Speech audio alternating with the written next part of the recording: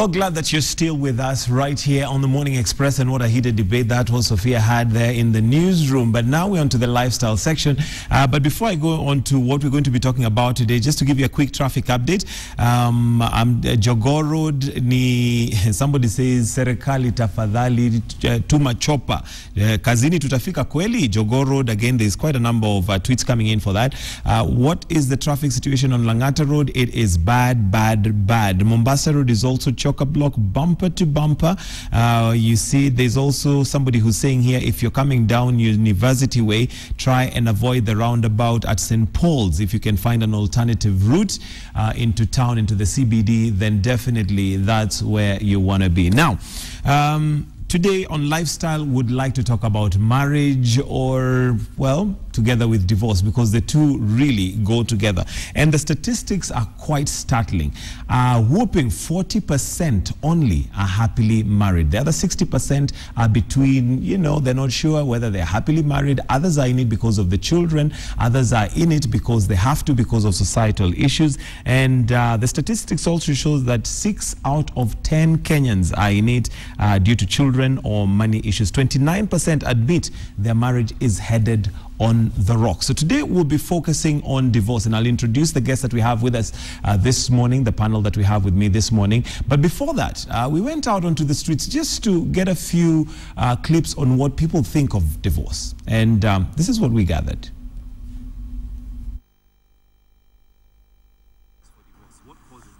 What causes divorce is maybe what you expected of the lady, or what she expected from the guy cannot work. Or, I mean, it's below par. And for example, when I'm talking about trust, if I was trusting you 100%, then it starts going down, down, down. It'll get to a point whereby you can't take it anymore. And definitely that'll lead into a separation, leading into a divorce.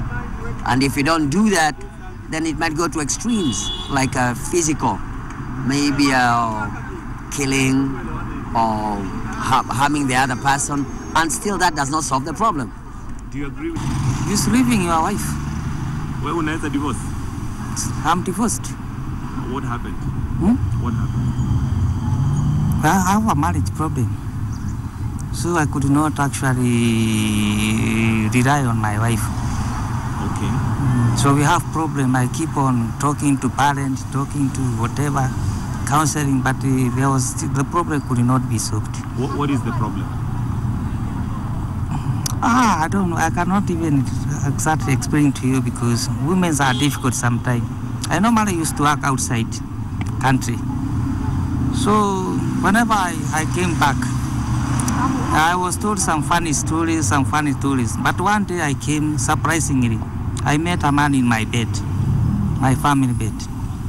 So from that time now, I could not rely on parent or other friends. But that time I just got her red-hearted.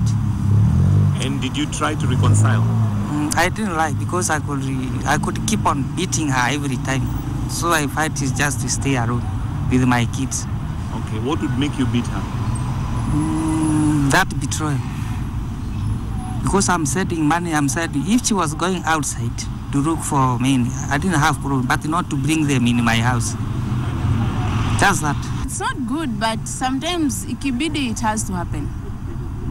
It has to happen. What do you think can cause divorce? For you, what would make you say? For me, violence in the marriage. That one will really drive me to having a divorce. Yeah. Okay. Yeah. And what about an infidelity? Well, people make mistakes. There's room for forgiveness. You can forgive, I can forgive. Not necessarily. Doesn't necessarily mean to end in a divorce. You can forgive each other. But in that case, but if it's repetitious, then yeah, maybe if it doesn't work out, you can divorce. Divorce should not be there. People should sort out the issues and life goes on. Yeah. What about if there is unfaithfulness? Yeah, sometimes it's there, but I don't think it's the end of the world. People mess, but you should forgive and forget. I cannot recommend divorce, because the man may not suffer, the woman may not suffer, but the children suffers a lot. Yes. And those who divorce, what do you think causes the divorce? Maybe most of them, most women say that it is irresponsibility of the men, or sometimes either of them is not loyal to the woman or to the husband. At some point, yes, but at some point also no, because you can talk things, you can see a counselor, you guys can work things out. Would you stay in a marriage that you are being beaten? No.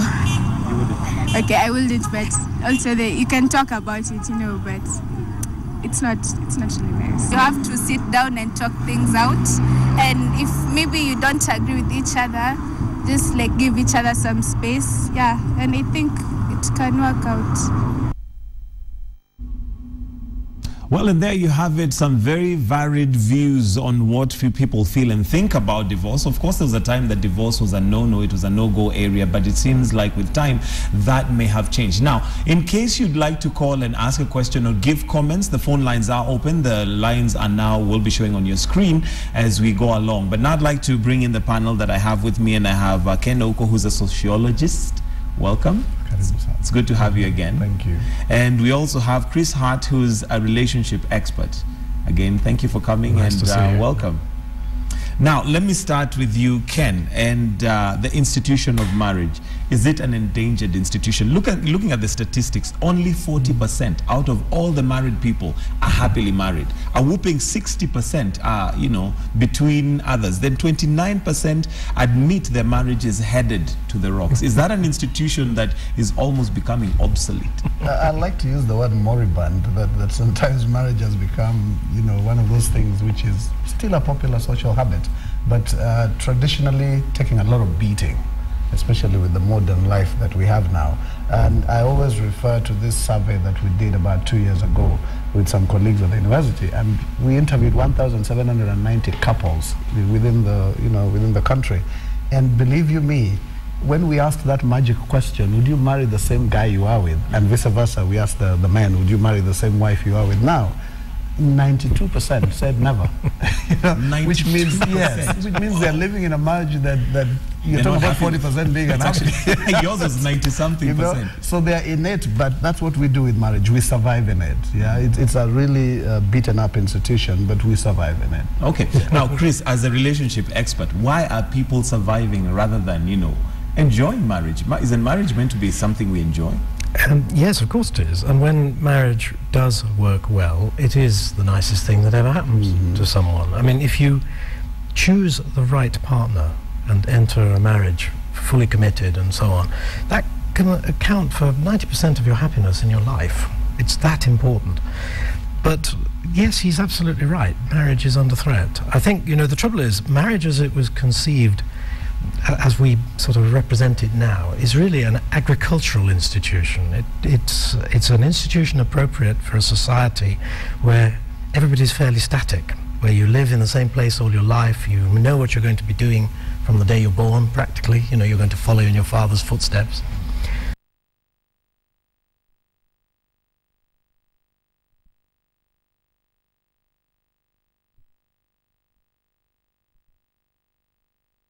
Which is hard under those circumstances, and it has not evolved yet to keep up with the change in lifestyle. I mean, look at the way, for example, since in the last 50 years we have had universal education, including all the women. Now suddenly marriage has changed dramatically as a result of that. It used to be that women were marrying in their teens, their early 20s. Most women had had a good proportion of their children by the time they were 25 or 26. Now they're not even marrying until they're 35, 37. Everything's changed. I'm not implying a moral judgment when I say that. I'm just saying that as a result of society changing, marriage is changing, and it's becoming very difficult for people to enter into happy marriages as a result. Wow. One of the major reasons, of course, is the obvious one. People are inevitably spending a lot more of their lives single.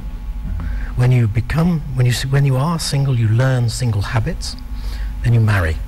Suddenly you've got to change all those single habits into married habits. That is tough at the age of 35. It really doesn't happen. Well, the old adage says you can't teach an old dog new tricks. Dead right. Then if you think about it, we used to get, if you talk to your parents, you realize they used to get married at 20, 22, you know, and they would live happily ever after. Yeah, and when you compare, you look at the date of your birth, you know, and you look at your mother's age, then you realize she probably had you at 18. Yeah, and then they would go ahead and settle down. But like Chris says, you know, one of the biggest problems we have is that society is very rapidly evolving. And I think, I am always saying this, that women seem to have evolved with it much faster than us, the men. And so therefore we have this imbalance in marriage where the women now expect so much out of a marital situation that is still relatively stagnant, you know, to use his words. But if you think about it, if we were to evolve as quick with marriage, then now we start broaching this topic you're talking about, divorce. That it's become, it's almost fashionable, you know. Would it be the women expecting too much, or is it that maybe because of what you've said, they're evolving so fast and the men are not able to deliver as per their expectation? I don't think it's true to say that men are not evolving. I think they are. The trouble is they're evolving in a direction which says marriage is less stable. Because women are more independent, because women are marrying later, because as a result they come into marriage with a desire for a great deal more independence, men have to accommodate that. How do the men accommodate it? They want to be more independent too. Right. Now that doesn't make for stable marriages, does it? No, it doesn't work very well. I'll just pause you a little bit and we take a call from Pascal in Voi. Pascal, good morning. Your contribution or your question? Actually, I will contribute over this issue. Yeah, actually marriage has become a very big, divorce has become actually a way of solving the issues in marriage. Why? Because we find actually women do not now respect men as the head of the family. This has become a problem because when a woman is working and earning, getting higher earnings than the man, that woman now becomes a king in the house. He will not listen to the man. He won't take anything from the man. That really would be a king in that house. Now, with men, you cannot accept such. And that's why you find marriages have become a problem. All right. Yes, all right. Actually, in fact, you find even men turn to be animals. Instead of keeping quiet or leaving that woman, he feels that he should even kill the woman, kill himself, and kill the kids.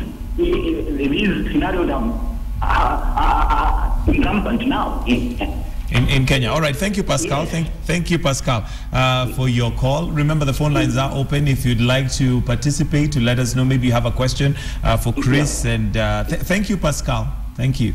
Now, Pascal, they're bringing up an important point, blaming the women per se, and saying because of maybe the social structure having changed. And maybe we can also bring in culture at this point, Ken, whereby before we still had challenges in marriage, but it looks like the ability to bear, the ability to persevere was a bit higher than it is now. Is that because of a change in our culture vis-a-vis the fact, like Pascal is bringing up, women now sometimes earn more than the husband, and this brings, sort of a conflict in roles?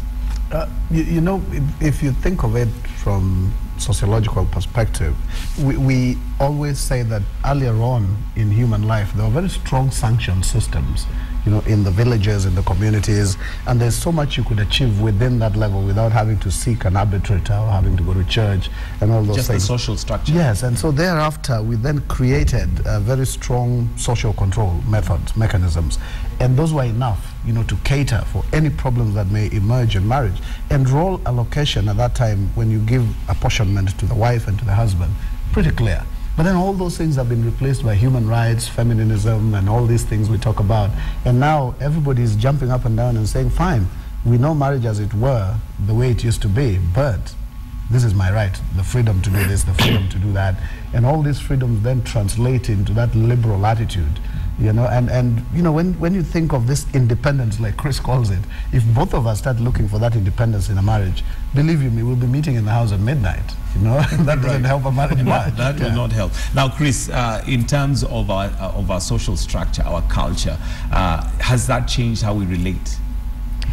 I think inevitably. I think all urbanizing societies are changing very rapidly at the moment. If you think what the world was like 100 years ago, 80% plus of the population of every country in agriculture, very stable.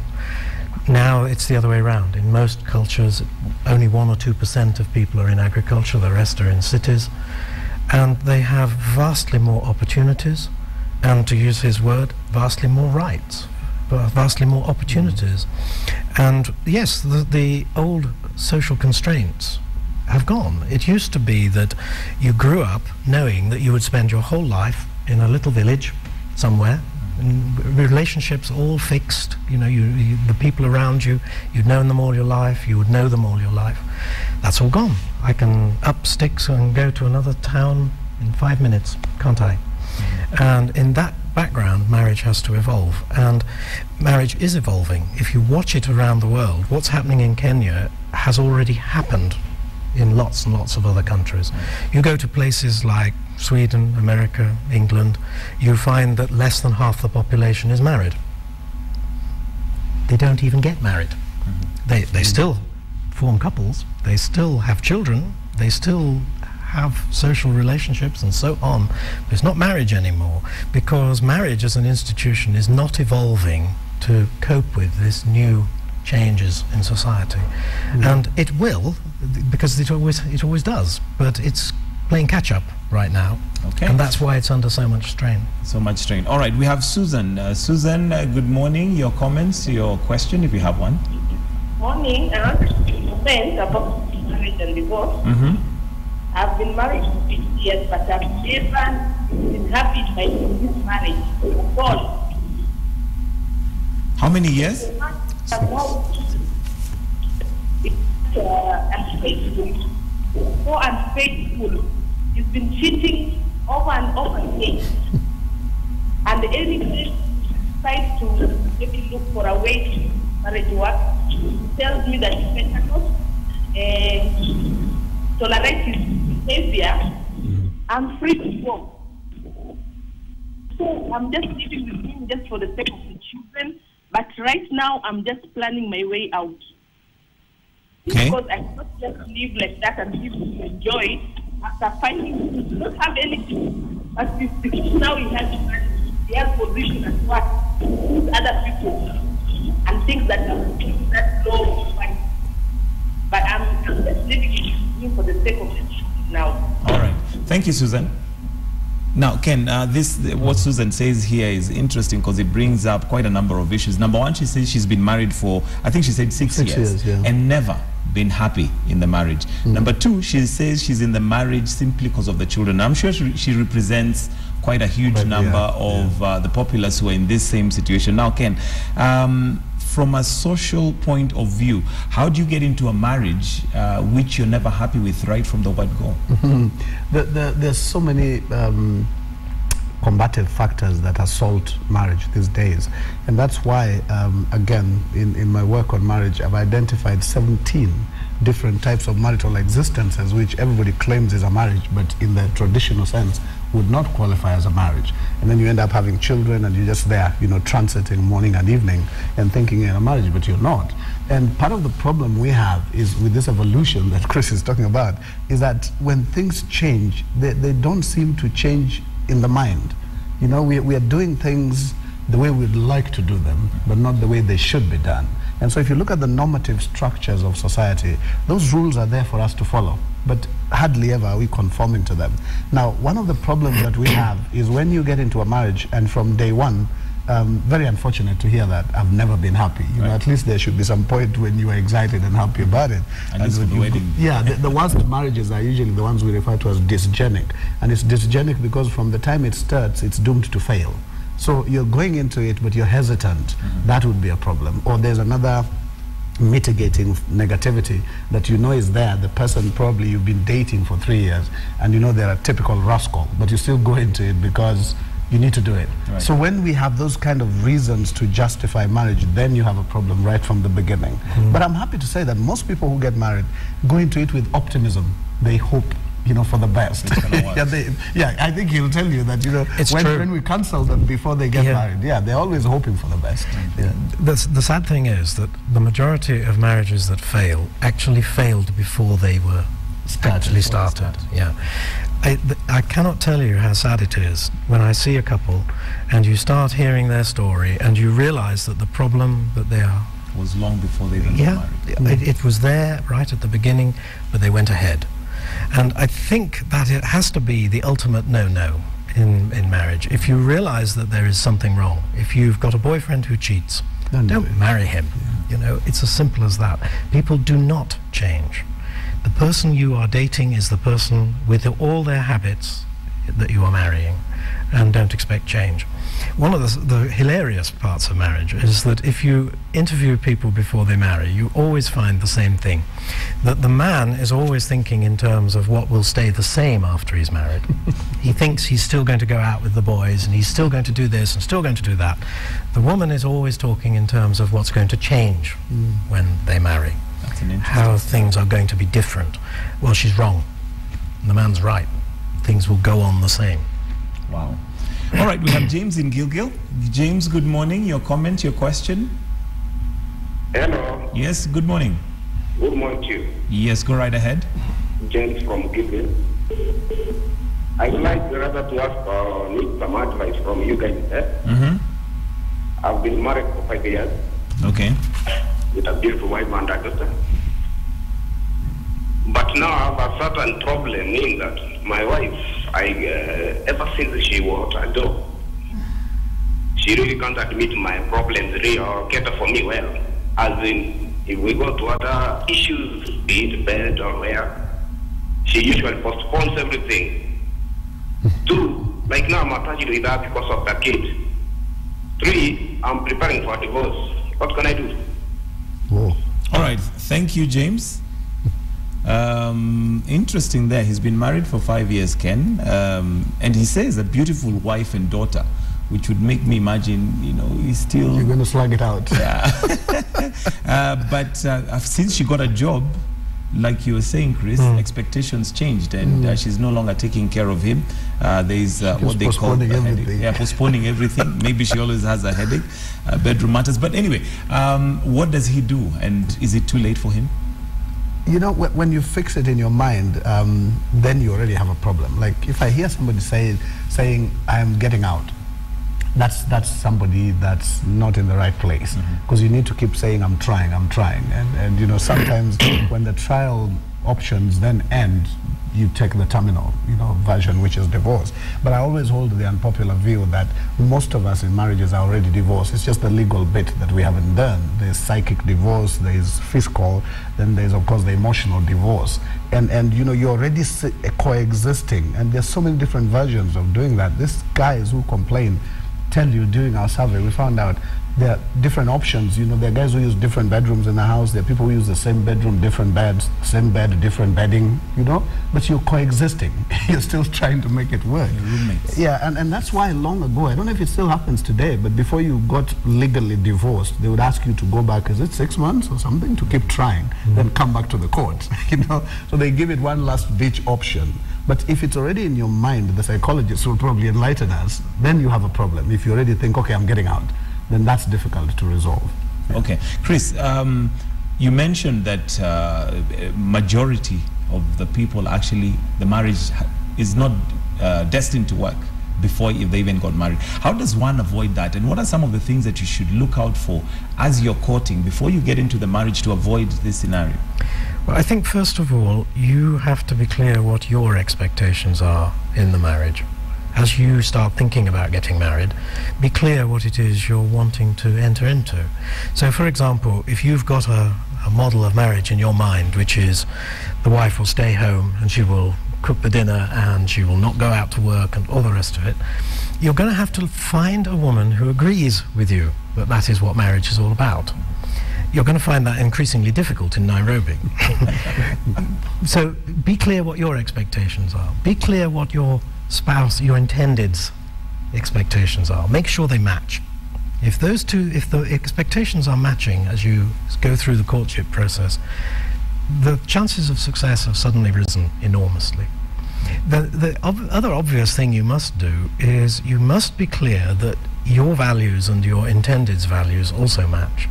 So, for example, happy marriages are always honest, 100% honest with one another. If you are courting somebody who is not honest with you, in big ways and small ways, that marriage is not going to be happy. So be clear that you are matching expectations, matching values, completely honest with one another. Be aware of whether or not you're willing, both of you, to completely merge your lives together. I mean, he mentioned the many different sorts of marriage. I tend to see marriage as part of a very wide spectrum of friendship. Yes, and marriage, real happy marriage, only differs from all the other possibilities in friendship in two key ways. One is you have sex together, and the second is you merge your finances. You start treating yourselves as one financial entity, as if you were a sort of little limited company. Now, if you're not prepared to do that, don't get married, because if you want to insist on still being independent, still making your own money, spending your own money, investing your own money, you're not married. And sooner or later, that not marriage will definitely not be a marriage. But I'm guessing that doesn't mean that your independence to have your own money to spend with the boys, for example, sure. Yeah. Is still there. But I mean, if your own private money for just entertainment, getting your hair cut, buying your wife a present is private, that's fine.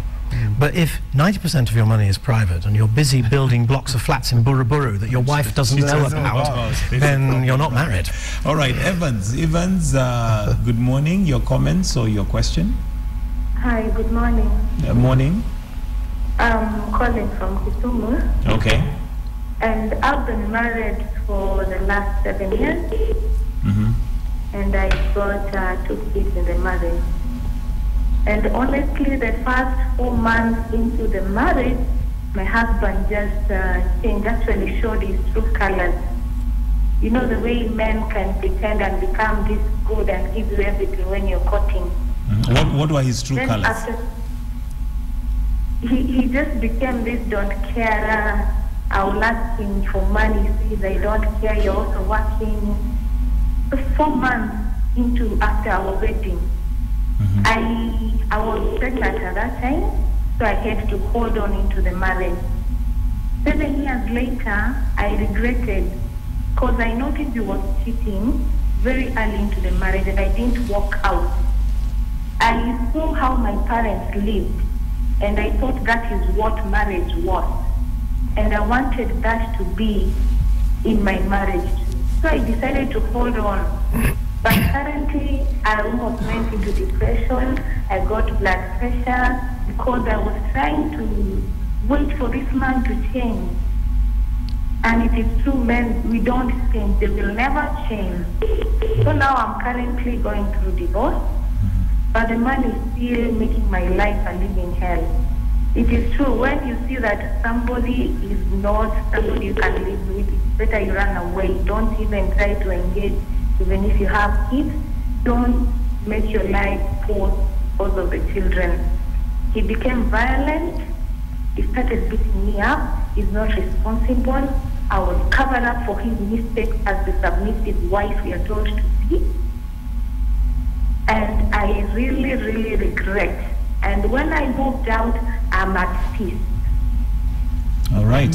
Thank you for your contribution towards that. Now, Ken, she got married and 4 months into the marriage, she realized she's made a mistake. However, she didn't get out. 7 years on with 2 children as evidence of the marriage, it seems like it's all she'll keep. Now, are there marriages there are marriages that you can get into and possibly may have signs that are not good, but improve as you go along. As it were, like a cold engine that, starts a bit shaky, but as it warms up, it, becomes smoother. Yeah, actually, in my book, I say that marriage is very, very combative emotionally and psychologically. It should not be physical, but it's very fertile ground for emotional and psychological combat. It's not about winning the war. It's about congruence, striking a balance.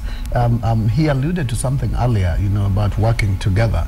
And I've identified different levels of intimacy that need to be in a marriage for it to survive. Those include financial intimacy, where you declare what you have, what you own, what you want to do, and you work on it together. Believe you me, there's nothing that brings you closer together. But if, like she says, 4 months into it, suddenly you realize you're on your own, then again, deadbeats, you start having those issues from the beginning. And the psychological bit, which is what I refer to as psychological intimacy, psychic intimacy, the two of you need to feel each other. If somebody's going through problems, the other person needs to come down the pedestal and find out what that problem is. But if you never share, and like she says, the guy suddenly becomes one of those guys who throws a coin at you and says, I don't care, those very dangerous words in marriage, then definitely she'll probably on the right option to divorce. Yeah. All right, Chris, 4 months into the marriage, maybe from a relationship expert point of view, as we wind up, is it possible that you can experience certain challenges at the beginning? And we expect there to be challenges. These are two people coming from different backgrounds. At what point do you actually realize that these are not just challenges, but this is a marriage that is just about to, it's about not to work? I mean, the sad thing is that she didn't realize that before she actually said her vows, right? And that is the whole point of courtship. The whole point of dating, courting somebody, is to learn enough about them before you actually walk down the aisle, so that you can make a good decision about them, that you know everything. And strictly speaking, she didn't. And that's the tragedy of her relationship, isn't it? It's common, of course, for people to go into marriage having done their courtship well and still face quite a number of challenges in the first year or two. I mean, that's really just settling in. Right. That's just understanding the new rules and understanding what it's like to be with somebody where you really are committed. And yes, there will be some challenges, but mostly they don't center around the evils. If you suddenly discover that your husband of 4 months is cheating, that is very, very serious. The chances of a marriage surviving cheating in its first year, very slim. True? That's true. So if you come up against those sorts of issues, I think you head for a counsellor pretty swiftly and a lawyer swiftly afterwards. To ensure that you do that. All right. Thank you very much, gentlemen. Time is up. It moves so fast. And Sophia is on standby with your comments that have been coming fast and furious via SMS. And Sophia, can you fill us in on what has been going on from your desk? Yes, indeed. Great discussion, gentlemen, you've been having there. There's a lot, of course, most of them questions with people giving their examples and the relationships they're in and some of the advice they'd like to get. But I think a substantial amount of what has been said by our guest this morning should go in handy to help you out in your relationship. But what I found an interesting message, and Mike, you're now with me here. I wanted to read, I don't know, it's disappeared somewhere. There's this guy. Oh yeah, it's an interesting, it's not nothing serious, not a question, not a comment on the show, but he said this. KTN Morning Express presenters Sophia Wanuna and Mike Gitonga. I woke up feeling unwell and I still have to complete my research papers in a few weeks' time. I would have wished to watch your program, but the circumstances cannot allow. I wish you a happy morning and blessed weeks and months ahead. Thank you, Z.O. Mwachi in Nairobi. I thought that was so sweet. That's very nice of you. Yeah. To let us know and just be accountable and say, well, I'm not watching. Yes. Okay, do you have a shot with, okay, now we do. There we go. Because you were talking and not on short. Yeah. Yes, so I guess he's not watching now for us to thank him, but yeah, just one of those interesting messages that gets to come through. Yes, yes, and of course, as usual, we've had a fantastic show, lots to talk about, and in regards to marriage, we sure do hope that you've been enlightened and given information that will help you, whether you're married and you're contemplating divorce. That's of course not what would be the ideal, but if it is a situation which has reached a point of no return, we hope we've been helpful. For those who are courting and possibly looking at getting into marriage, we hope that you have been helped. Why are you looking at me like that? I'm not just looking at you. Jeez. Okay. Yeah, and for those out there with nobody, yeah, well, you have information so that if you start looking or being looked for, then you know what to look out for. But remember, I think it's important what the gentleman said, that if you see telltale signs if you see any telltale signs before, then you need to be very careful not to get into it. And also, I've been reminded that, remember, if you've got any inspirational stories, would love to hear from you. The SMS number is 22155. Send us your details, and we'll be more than happy to share with the rest of the world as you inspire the rest of us. Yeah, indeed, for Mondays, we always have your inspiration. So if you have a story, or you know somebody with a really great story that you'd like us to share with the rest of the world, tweet us. Also, Sophia Wanuna, Michael Gigitonga, would love to hear those stories, and more so share them right here on the show. But it's true what you said about this. It's never like a breaking story when marriage collapses. It's always has been coming. It's not like, oh, breaking story.